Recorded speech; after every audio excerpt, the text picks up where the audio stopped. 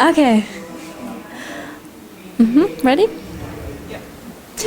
Welcome to Factory TV at the StartupCon 2016 today. I'm very pleased now to talk to Bob Frankston. Welcome back, Frankston. Thank you for being here. Mr. Frankston, how do you like the StartupCon so far? I'm enjoying it. Yes? Meeting interesting people, looking at all the new companies. What have you done so far today?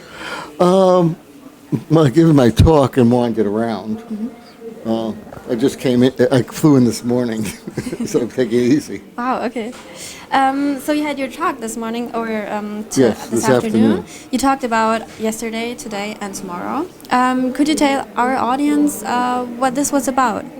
Well, I spoke about my experience, over, again, I've been basically using personal computers for about 50 years, like this year.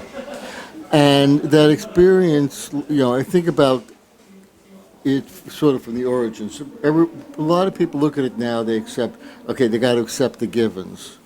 And I started out before these were givens and recognized that they're alternatives.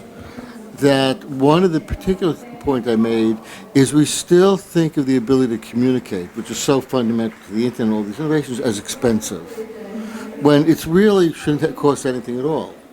That we make infrastructure like sidewalks, which are very expensive, freely available, yet the ability to communicate, which is behind all these products, is still treated as scarce and expensive and might stop working if you don't pay a bill or anybody along the path, has a problem.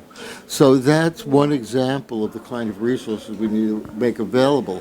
And we also need to think more generally about, there's a whole new world of software. A lot of the companies now are using all these new technologies to sort of do the old business.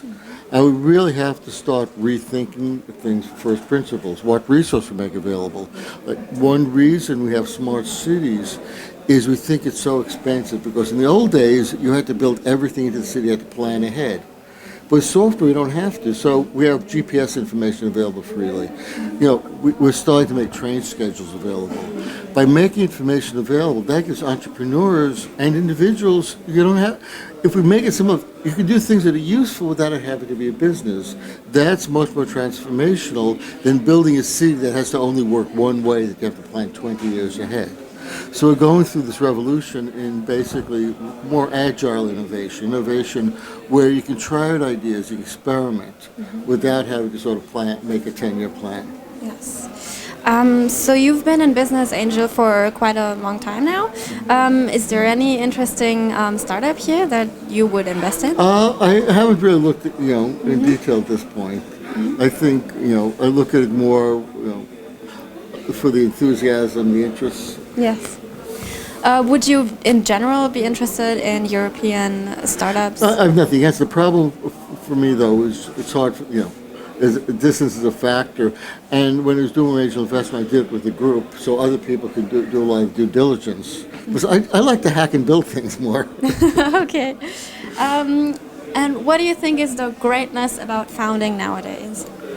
Well, it's always. I think it's not so much founding as doing interesting things, innovating and doing things. Sometimes it's founding a business.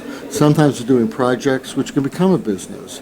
And in a sense, it's the ideas that become a business that excite me a lot more, because there you're free to really experiment and think more broadly. Whereas when you're doing a business, you find yourself being more conservative and more risk averse.